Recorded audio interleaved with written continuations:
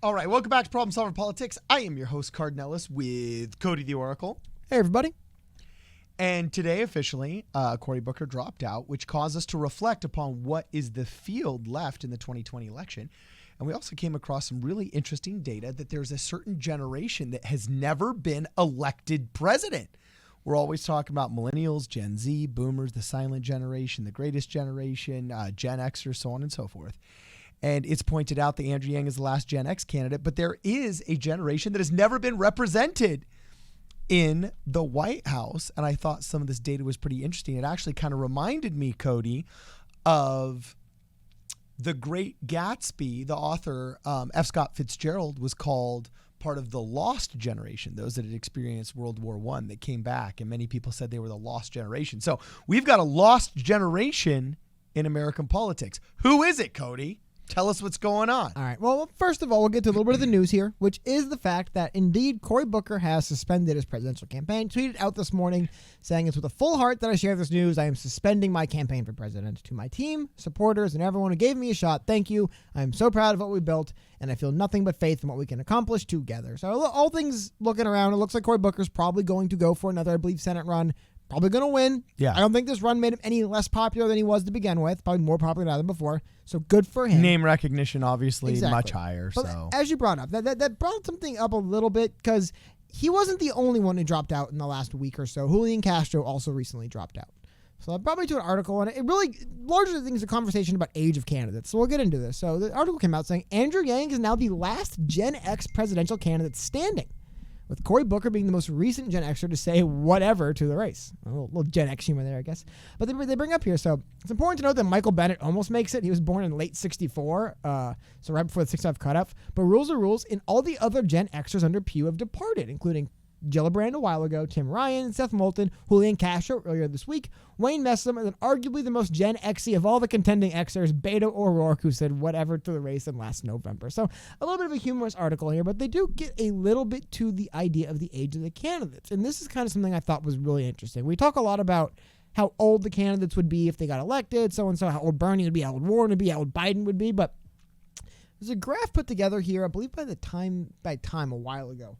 Very, very fascinating. And they actually chart the age of everyone running. A couple of things I learned from this I did not know before. So I thought it'd be cool to show you guys. First of all, there is technically still 2 millennials running for president, as both Tulsi Gabbard and Pete Buttigieg are technically millennial. Was. She's basically a year older than Pete Buttigieg. I think she's 38, he's 37. Because Pete Buttigieg is always broadcasting, I'm millennial. He's like Katie Hill, like, oh, it's my campaign, I'm millennial. You know what I'm saying? But I don't know. Tulsi's a lot more couth, I believe is the word, a lot more subdued. Unlike most millennials, Tulsi Gabbard has served in the military and done a lot of things with her life, unfortunately. Yeah. Pete, she actually has accomplishments. Same with Pete, though. But at the same time, Pete Buttigieg's military career, as more attention's brought to it, it seems more and more was like a kind of a clerical deal. That was like a press shoot, really. You know what I mean? It's like, yeah, look, here's the military. I don't want to denigrate the man. I'm just saying there's a reason why Tulsi won't let you forget she's still an active member of the military. And there's a reason why people have to tell you Pete Buttigieg is a veteran. Because I think he knows that he doesn't want to be around. Or, maybe he's one of those Navy SEAL spec op guys. Like, everything I did was I can't tell you what I did. I don't know. I've franked on the word. Anyway, though, it brings us something else. Because who are the oldest people running for president as Democrats today? Obviously, Joe Biden and Bernie Sanders are the oldest ones running today. But check this out. Now, these gold bars here denote a former president. So we got Obama, Clinton, Bush, Trump, all part of boomers. And Obama was closer to Gen X. But check this out. There's actually never been a silent generation president. Bernie Sanders and Joe Biden would be the first silent generation presidents we've ever had. We were pretty close with Clinton, Bush, and Trump basically being born a year or two after. But you look, majority of our presidents for a very long time were the greatest generation. Now, I have to admit, I don't know what the tea leaves are trying to tell us here in that sense, but it just stuck out to me as very odd. One, that we indeed are seeing a couple of they would fundamentally be, I don't think there are people alive to run as the greatest generation. Obviously, Carter's alive, but he's like, in his late 90s? He said recently, I couldn't run for president today because of my age. So we're not going to see that again. What's really fascinating is we might actually skip over this entire silent generation in the White House because this is the silent generation shot. Part of me almost is thinking, come on, Biden and Sanders, you got to rep your people. You got to rep your people. Because if they're old now, if they're old today, right? somebody from this generation 4 years from now is going to be too old to run then. 8 years from now, let's say Bernie wins, serves 2 terms, he's out. There will never be another silent generation president. There probably won't be one, period. I don't know. Impossible. I thought that was an interesting data set. But anyway, to get more to this larger idea is because with Julian Castro and Cory Booker leaving the race in particular, the race one got a lot older. I mean, as soon as Buttigieg and Gabbard drop out, you'll notice Yang is like the youngest one left, basically, outside of these millennial types. So the race got a lot older, but also something else that's being brought up, especially with Cory Booker, it being Cory Booker's kind of last attempt at staying relevant in the race, is that this next debate stage, I want to make sure I have the right article here for you guys, will be the smallest and the whitest one yet. A lot of people are talking about the diversity of the Democratic field now. There is, as I mentioned, both Julian Castro and Cory Booker dropped out of the race. We have had many other people drop out of the race.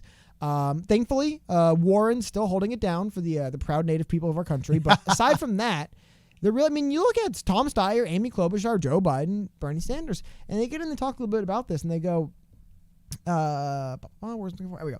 Also missing from the debate stage are candidates like Cory Booker, recently dropped, Tulsi Gabbard of Hawaii, and they're speaking about Andrew Yang just missing out. So CNN and the Des Moines Register, the co-host of the January 14th debate, announced a podium order based off the average. There's really getting more into the debate, so I apologize about that. But what I wanted to highlight here is that this has been a talking point for a while. The idea that I think this is the other one here, the Cory Booker dropping out, they reference it, that it's been a talking point with the Democrat Party for a while. But the only problem is, as somebody who has spent the last few weeks being very interested in the polls, who they're polling and why they poll them, what's weird to me about this is that it puts the DNC in a weird spot. Age is one thing, they can learn so much about age, but when it comes to the diversity of the stage, the problem the DNC is in is they generally speaking in these polls are polling people that are considered likely voters, mainly Democrats. So the problem is the media is talking about this and stuff. We look at the age as well, but I don't know what you do. It's the voters, it's the polls. We talked about this. The polls are keeping people off the stages, but who are they polling? It's who they are polling, which is giving us these results. So I don't know. I think it's interesting. You see just a couple of these younger candidates hang in there, and Buttigieg and Gabbard. By the way, Tulsi Gabbard basically erased by the media. So they like to say Andrew Yang's the only person of color still really running. It's like, well, that's not true. But remember, there's Elizabeth Warren. But of course, Tulsi Gabbard is definitely. I mean, I don't know. The larger point to it is there seems to be a disconnect between who the media is seeing as the electorate and the electorate as it is. We see it big time with Biden and Sanders. Biden and Sanders are basically neck and neck in polls. Okay. Bernie Sanders probably gets like 60 to 70% of the young support, where Biden gets like the 20 to 30. Do you see what I mean? Like, they're mirrors of each other. One guy polls really good with older people, one polls really good with younger people, and they're competing. But there seems to be this kind of breakdown overall of the electorate. I don't want to get too far into it because it's a bigger video.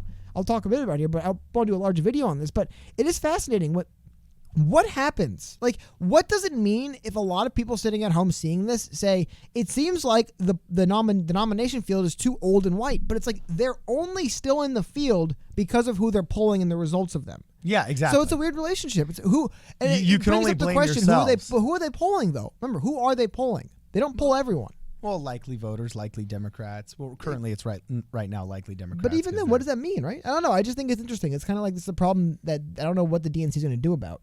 What happens if everyone on the stage is too old and too white, but that's who your voters chose? What do you do?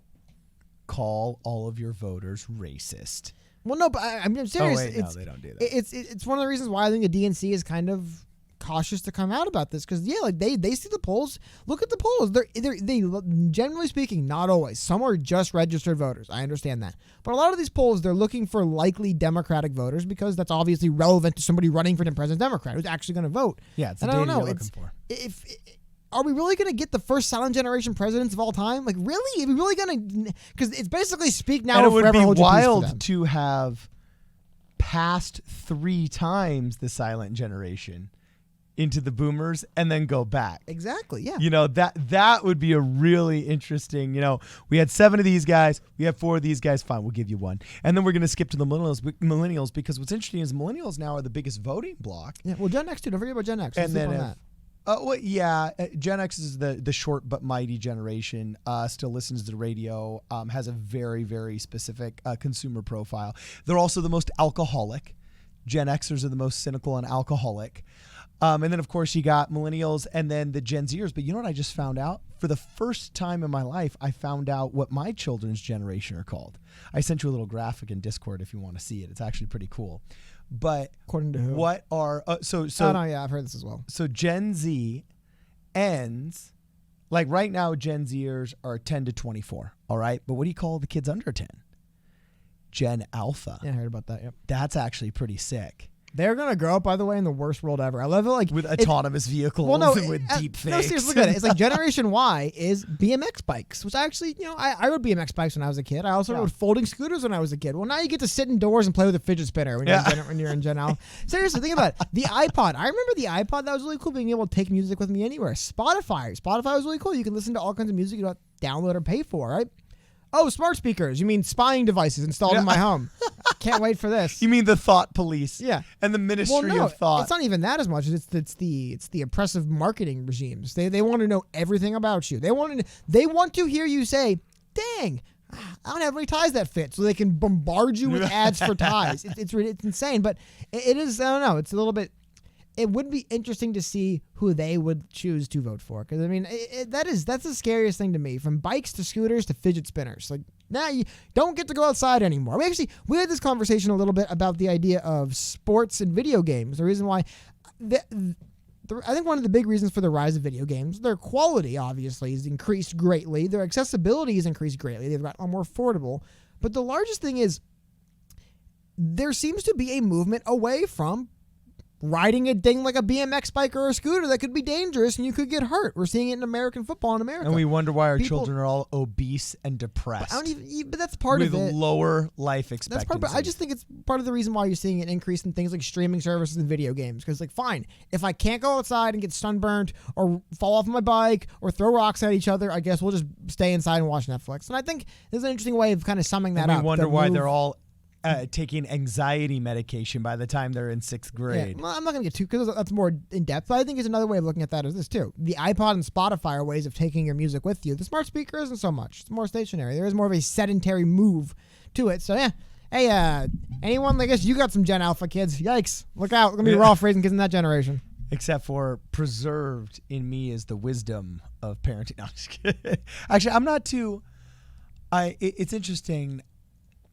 If you can regulate screen time without being those crazy psycho oppressive parents, I actually noticed that young kids do want to go out, they do want to run, they do want to do all these things. They've definitely gotten smaller. They've gotten better at making smaller games, smaller this is, smaller that's. But I do feel that now new data is coming out where finally the scientific community was able to actually do studies and longitudinal 8-year studies and so forth.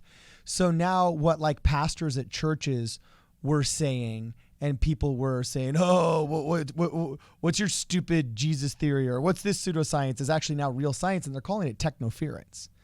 And there's finally now also the technology is getting cooperative where you can set screen time limits for your kids, where you can have reminders to get up and go out and play.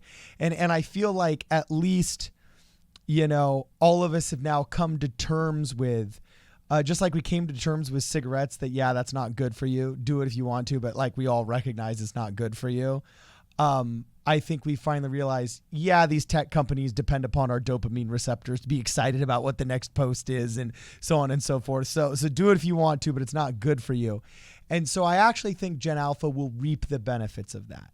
I think the millennials and in some ways parts of Gen Z will be the throwaway generation of that. But anyway, that's totally unrelated to the 2020 election.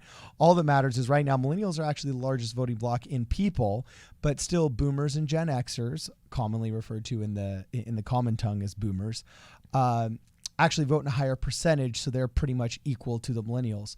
So it's really interesting to see these discrepancies when Cory Booker dropped out, how we actually don't even have a silent generation president. And Andrew Yang's the only Gen Xer left. We're still booming it here, which just, I think, really goes to show why we're trapped in all of these just really bad narrative cycles in America. Because I feel like in 2019, I'm still rehashing arguments from the 60s. Why? Because we're still electing baby boomers that have not gotten over Woodstock. You know what I'm saying? They just haven't gotten over Woodstock. So anyway, let us know what you guys think below. Please make sure you remember to like, share, subscribe. Share this video with your friends. It's one of the best ways to get the word out. This is Problem Solver Politics. We'll see you guys in the next video and in tonight's live stream.